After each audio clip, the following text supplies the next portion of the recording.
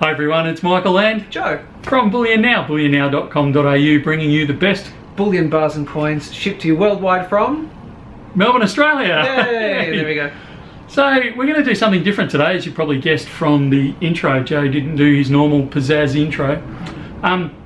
What I'd like to start introducing is just some interviews of people in the industry, and we thought you knew Joe's smiling face, so we'd start with Joe. So we're going to ask him, we don't know how long this will go for, we'll just ask some basic questions about Bullion and about his background. Bullion, oh, okay. I thought there was a bit like Taurus, long walks on the beach, getting caught in the rain. No, okay. No, this isn't a dating service. I don't know what I'm being asked, and I don't know why, so just fire away, we'll just have a conversation. And so, introduce yourself.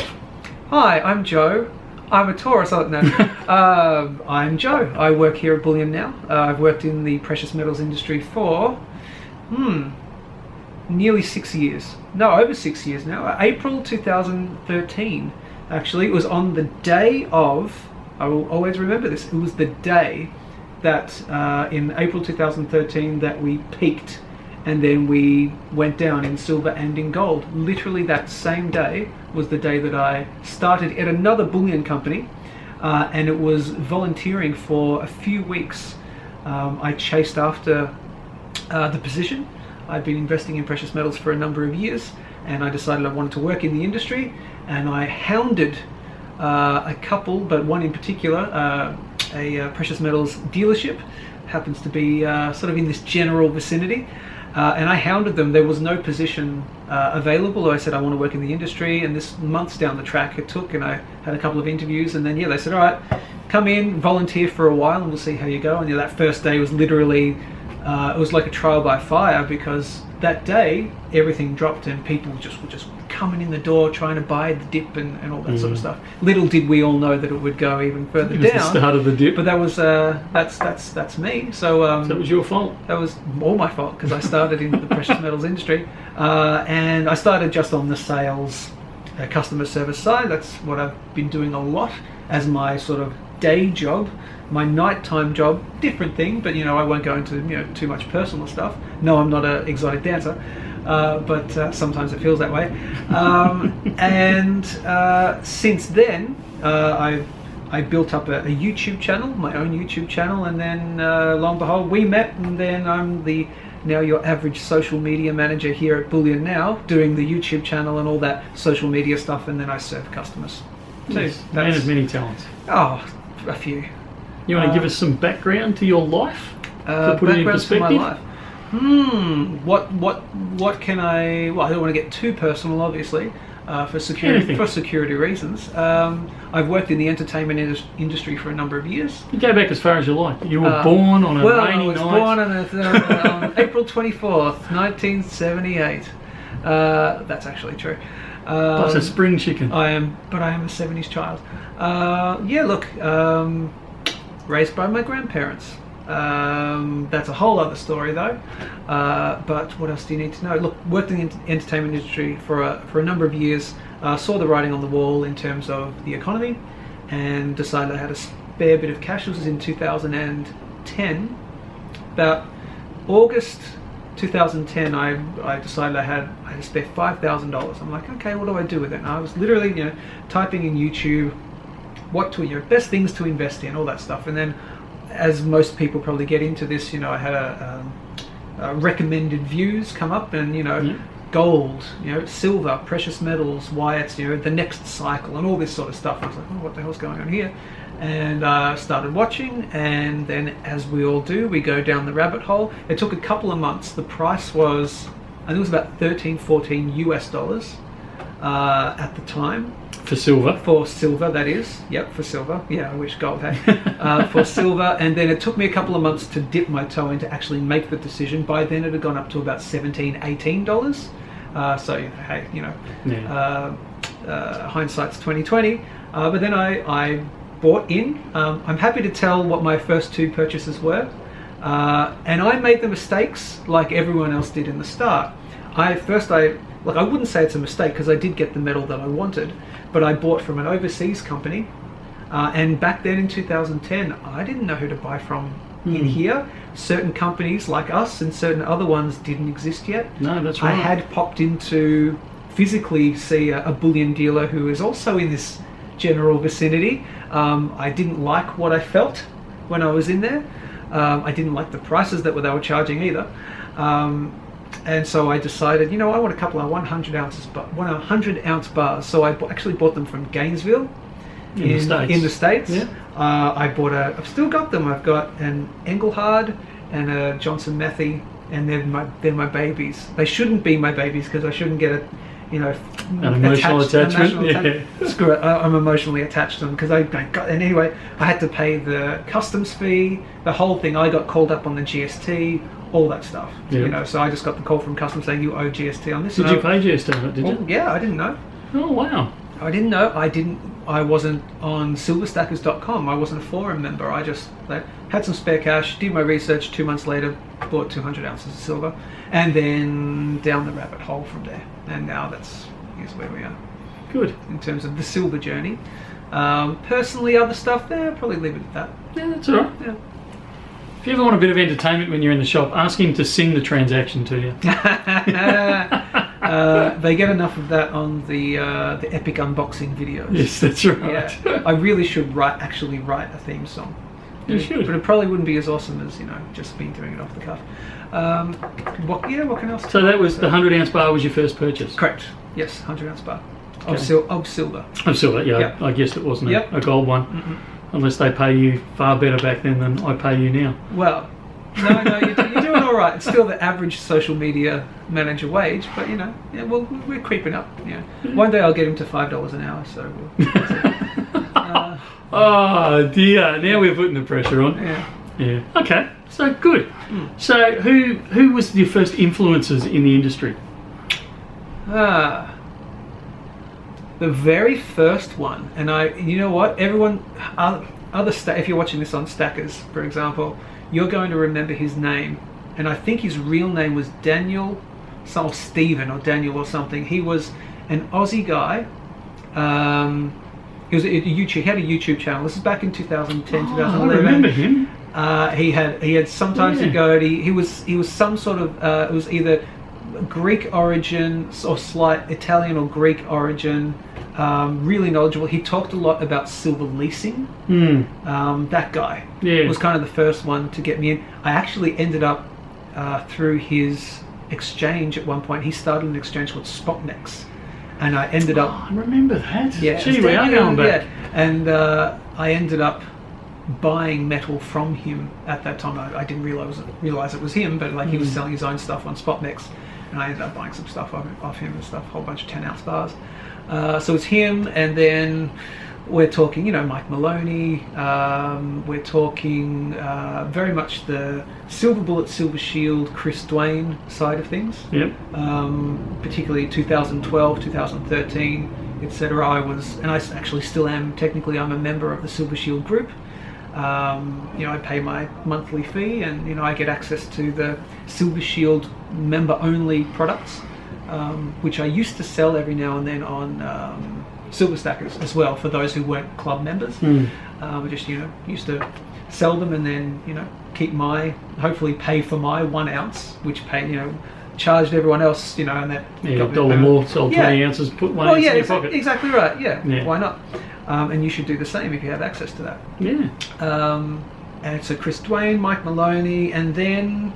I got involved with a particular bullion dealer, as I said, in April of 2013, and then I sort of met other people through there, and then I've met a lot of people since then. A lot of clients, both in this building and other places, and it's been a good journey. So if you had to pick one name that had the biggest influence on you, who do you reckon it would be? You know what? It would probably actually be Chris Dwayne. Yeah. Yep. All his Truth Never Told series. He did a series called the Sons of Liberty Academy. So it's about 48 hours worth of video presentation. It's more like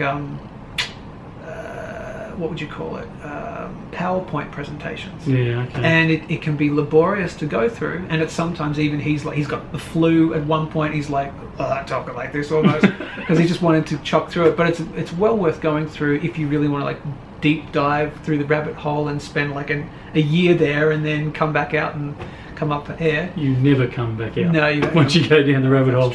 That's true. But probably Chris Dwayne, Mike Maloney for sure. Those would probably be the big two. Okay. I suggest. Technical side of things, if I was just looking from a technical analysis point of view, it's actually someone I would really actually highly recommend everyone follow. Because he probably has now about 12,000 followers. And if you look up, I think it's youtube.com/endlessmountain, or if you search by his channel name, it's called Money Charts. It used to be called Silver Charts, and then he started doing other things like cryptocurrencies and things like that, so he changed his name to Money Charts. He's a Canadian guy, and I've spoken to him, I've been in contact with him personally. It seems nice, and we've done some back and forth video things. On my own channel, I said, hey, Derek, is this... Hey, I'm thinking this about the technical analysis. What do you think? I made a video, and then he responded with his own video. Said, "Hey, Joe, really good for technical analysis." So that's. And he focuses on gold or cryptos or the silver. whole. Well, he used to be called Silver Charts because he used to focus on silver and gold and the precious metals, and then he got into the Bitcoin and all that sort of stuff too, which is a separate discussion, which we will have at a separate time. So you're a crypto investor. I am also a crypto investor, Your Honor. Why? Give us the 30-second burst. Why? Because I believe it is on the way to becoming in the same asset class as precious metals. So you've got stocks and real estate. You've got stocks, the camera. Stocks is one asset class. Real estate is property is another asset class. Precious metals is your third asset class.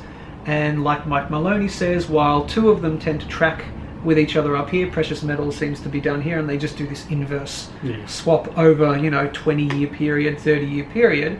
But now I think cryptocurrencies are coming into that precious metals class. Not yet, but it will, in my opinion. Discussion we can have another day. Correct. And click the link above. We've actually attempted that discussion a couple of times and haven't quite got it right yet, but we'll get back to you on that one. So, I know you buy bullion. No, actually, why do you buy bullion? I haven't actually asked you that specific question. Well, this is another video. This is the numismatics versus bullion. Well, no, I wasn't. I was hinting towards that, but I actually wasn't going down there. It's why do you? What's the actual reason that you buy bullion now? That was good. I didn't pick up on that one. Why do I buy bullion? For the reason that stocks and real estate are overvalued and precious metals are currently undervalued. So you're buying it more for a capital gains play than for a purchasing power preservation play? Both. Both? Well, it can be both. It's absolutely, you can. Absolutely. So, but you see, I'm all silver. I'm sorry, I do own some gold. Yeah. Oh. Right there. I own that. It's not going to focus on it. No, I won't focus. But that's a 1/4 ounce of 22 carat gold ring, and that's because I went traveling a couple of years ago. Went to Europe, and I just needed a bit of an insurance policy, and I could just wear it on my personage. If I needed some quick cash, I could offload that at pretty much anywhere if I needed to. But it's the only gold I own. I've actually been seriously considering if the gold to silver ratio goes to 1 to 100, this thing's getting sold, and I'm buying a bunch of silver with it. Because I'm all silver. Purchasing power, yes, but I think silver is, as we probably all do, silver you can gain on your purchasing power, not just maintain it over the long term. Over the long term. Yeah, fair enough. Yeah, so mainly the undervalued versus overvalued in terms of the Mike Maloney thing. Yeah, okay. So you're a straight gold-silver ratio play, or you're after a specific dollar amount, or? I don't know. I don't know. I'm open to all options because we don't know where. We don't know, well, we kind of know where fiat currency is going to go in the long term. We don't know how long that's going to take, and you don't know what you're going to need within that time. If I had my, I'm not saying I don't, but if I did, but I'm not saying I do, because I don't give away anything, but if I had my bunker, if I had all my food preps and all my other security measures and all that other stuff in place, then I might not need any fiat currency, but we all need it at some point. So yes, I'm in it for that, possibly so I can buy some other stuff that I may need in the SHTF scenario. But another thing which I learned, which was through actually Chris Dwayne and the Truth Never Told and the Sons of Liberty Academy, is it might come a time where I might never sell my precious metals, and I might just use it as collateral for a loan once banks or whatever type of lending institution comes out of a dollar collapse. They might start using, you can use that as collateral again. I might never ever have to touch that at all. I just borrow against it and do what I want. So I may need to use my one little 1/10 ounce fractional rounds that I have a few of, some 1966 50 cent rounds and stuff like that, for bartering. I don't know where the world's going, so I'm trying to diversify within size and type and spread my risk around in that way, because it's all mini insurance policies for different things that can possibly come up. I mean, you can't plan for everything, but you can kind of guess what the big three might happen, I guess. So if in a worst case scenario you had to get rid of things and you were selling them, do you have a piece that you would never ever get rid of? You've just become so attached to it, like the 100 ounce bar you were talking about. Is there something? Probably, but I would for the right price. So here's a great selling tool.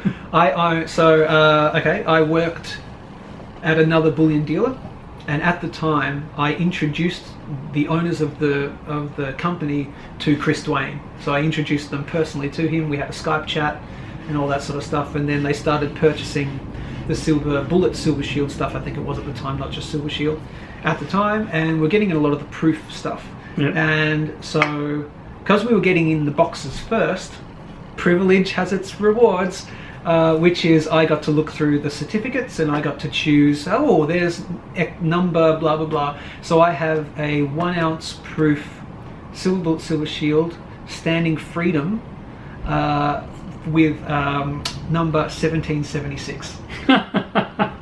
I reckon that's pretty cool. Yeah, that's pretty cool. Standing Freedom 1776. I like it. Even though I'm not American and all that, but it's the free, don't tread on me, the whole freedom thing. So it's my prized possession, but I would let it go for a very decent price, probably. So do you think that there's nothing that's got a sentimental hold rather than I'll let this go for X amount? I mean, obviously, if it's a difference between a meal at night and... Oh, look, let me put it this way. It would be the last thing to go. Yeah, so there's nothing else that holds a sentimental value for you? No. Silver. I don't think so. Look, the couple of 100 ounce bars are my first purchases, but nothing else. No, I don't think so. There's a couple of other nice ones that I've bought a numismatic like, but that would probably be the last one to go though, the 1776. But again, interesting. I'm happy to hear from you. Okay, so if I wanted to learn more about precious metals and that type of thing, do you have a book or a website or a source that you would say, go to this? Well, obviously self-serving. I would subscribe to this channel. Yeah, immediately. Okay. I just would. But I would subscribe to. It's mostly subscriptions and not books as such. Okay. Because even say like when Mike Maloney did his Guide to Investing in Gold and Silver, all that stuff and more is on his YouTube channel. Oh, okay. So I mean, I would highly recommend anyone should watch the Secret History of Money. All those episodes 1 through to 7 or 8 there are now. So probably subscribe to his channel, subscribe to ours. Books, no. I'm more the digital generation there, Michael. Yeah, he's just trying to be a young whippersnapper. Yeah, 5 years apart, but whatever. Yeah, but lots of hues in the hair colour. Yeah. Yeah, okay. Questions? Yeah, I had one more. Oh, that was it. So, when you're not working in this salubrious place, when you're not focusing on precious metals, what do you do to relax? Oh, what a great question. That's a great question. Okay, well, to relax, I play sport, but that sport will remain nameless for now. I do a sport which is very challenging. takes up a bit of my time. I'm kind of required to do it, an X number of times a year. It's a very fun, very challenging, very safe sport, but I don't want to mention what that is on the camera. But that, whether I call that relaxing, no, not when I'm doing it, it's not relaxing. But it does take my mind off other things because you have to be very focused on what you're doing. Yep. That just probably gives it away anyway. But relaxing, look, I'll play the random video game, and that's probably it. I probably haven't played, because look, I'm a dad now, so I don't get a lot of time. But probably that I do read. I used to read quite a bit of fiction. I just don't. Again, I don't get a lot of time these days. But when I do, I think I'm like this real typical. I think I'm almost a prepper, but I'm not, because I'm, because once you start down the rabbit hole, you just get down the rabbit hole. So I had random $5,000 to invest. Right, this is where it all started, and even politically, if we're talking that, I had sort of the default position that you have once you grow out of being a teenager and then an early adult. You kind of go along with this default position, which is kind of based on having everything done for you as a kid. Your kind of more default position is more lefty, that kind of thing. But then I had $5,000 to spend, and then all of a sudden, right down the rabbit hole, silver, this other thing, and then I've got to get that, I've got to do that. Now I'm starting to think this way in terms of my political leanings.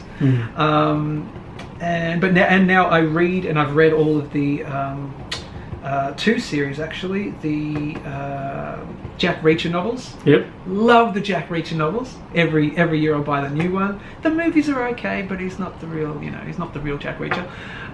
And another series called the Mitch Rapp series. They're both kind of, government, government, assassin type, dudes. That's excellent. That's what I do to read and to relax, and I play with my wonderful. I spend time with and my wonderful family, and come to this wonderful place and work for your average social media wage, and I get to speak to lovely clients all the time.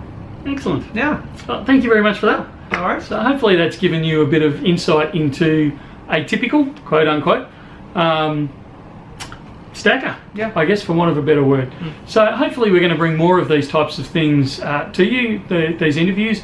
We'd like to talk to people from all through the industry, whether they're stackers or whether they work in the industry, or whether they're analysts or anything along those sort of things. So if you'd like to be interviewed in a similar sort of way, pretty casual, contact us. We don't have to do it so you've got your smiling face on the screen. We're quite happy to do it over the phone or anything like that, and obviously we'll keep things fairly anonymous. Yes.